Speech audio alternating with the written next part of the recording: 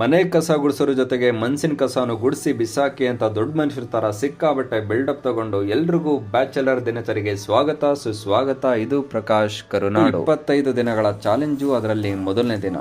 ಬೆಳಿಗ್ಗೆ ಎದ್ದಾಗಿಂದ ಸಂಜೆ ಆಗೋರ್ಗು ಅದೇನು ಕಿತ್ತು ದವಾಗ್ತೀನಿ, ನೋಡೋಣ ಬನ್ನಿ. ಎದ್ದಿದ ತಕ್ಷಣ ಕಸ ಗುಡಿಸಿ ಮನೆ ಮುಂದೆ ರಂಗೋಲಿ ಹಾಕೋರು ನಾವಲ್ಲ, ಆದ್ರೂ ಕಸ ಗುಡಿಸೋದಂತೂ ಬಿಡಲ್ಲ ಬಿಡಿ.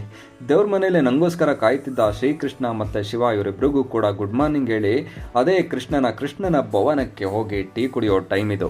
ಬಿಸಿ ಬಿಸಿ ಟೀ ಹೀರ್ತಾ ಪೇಪರ್ ಓದೋದ್ರಲ್ಲೊಂಥರ ಮಜಾ ಕಣ್ರಿ. ಟೀ ಕುಡ್ಕೊಂಡು ಮನೆಗೆ ಬಂದು ಮೆಡಿಟೇಷನ್, ಮ್ಯೂಸಿಕ್ ಕಾಮಿಡಿ 15 ನಿಮಿಷ ಧ್ಯಾನ ಮಾಡಾಯ್ತು. ಅಷ್ಟಲ್ಲಾಗ್ಲೇ ಪ್ರಜಾವಾಣಿ ಕೆಳಗೆ ಬಂದಿತ್ತು. ಕರ್ಕೊಂಡು ಬಂದು ಏನು ಸಮಾಚಾರ ಗುರು ಅಂತ ಸ್ವಲ್ಪ ಹೊತ್ತು ವಿಚಾರಿಸಿ ಟೈಮರಲ್ಲೇ ಟೈಮ್ ಇಟ್ಟು 40 ನಿಮಿಷ ಬುಕ್ ಜೊತೆ ಚಾಟ್ ಮಾಡೋದಕ್ಕೆ ಸ್ಟಾರ್ಟ್ ಮಾಡಿದೆ.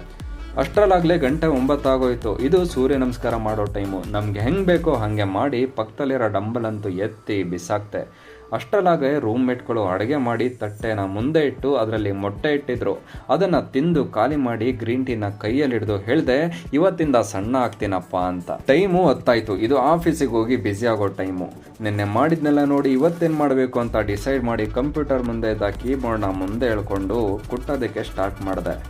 ಟೈಮು 2:30 ಆಯಿತು. ರೂಲ್ಸ್ ಪ್ರಕಾರ ಇದು ಊಟದ ಟೈಮು ಅಂತ ಬ್ರೇಕ್ ತಗೊಂಡು ಮನೆಗೆ ಬಂದು ಮೊಬೈಲ್ ಇಟ್ಕೊಂಡು ಟೈಮ್ ಪಾಸ್ ಮಾಡೋವಷ್ಟರಲ್ಲೇ ಬ್ರೇಕ್ ಮುಗಿತಲ್ಲ ಅಂತ ಬೇಜಾರಾಗಿ ಮುಖ ತೊಳೆದು ಕೈಗೆ ಸ್ವಿಚ್ ಆಫ್ ಆಗಿರೋ ಸ್ಮಾರ್ಟ್ ವಾಚ್ ಹಾಕೊಂಡು ಸ್ಮಾರ್ಟಾಗಿ ಕಾಣಿಸ್ತಾ ಇದ್ದೀನಿ ಅಂತ ಹೋಗಿ ಕನ್ನಡಿ ಮುಂದೆ ನಿಂತಾಗ ಏನು ಕೆಡ್ತಾಗಿದೆಯಾ ಗುರು ಅಂತ ಅನ್ನಿಸ್ತು. ಮತ್ತದೇ office, system, monitor, mouse, keyboard, ಪಕ್ಕದಲ್ಲೊಂದು ಗಿಡ, ಜೊತೆಗೊಂದು ವಾಟರ್ ಬಾಟಲು. ಇಷ್ಟೆಲ್ಲ ನೋಡೋವಷ್ಟರಲ್ಲಾಗಲೇ ರಾತ್ರಿ ಆಗೋಯ್ತು. ಆಗಿದ್ದಾಗೋಯ್ತು ಅಂತ ಮನೆಗೆ ಬಂದು ಮಲ್ಕೊಂಡೆ. ಇದಿಷ್ಟು ಡೇ 1 ಆಫ್ 25. ಇನ್ನು ಬೇಜಾನಿದೆ ಗುರು. ನಮಸ್ಕಾರ ಮನುಷ್ಯರೇ. ಇದು ಪ್ರಕಾಶ್ ಕರುನಾಡು.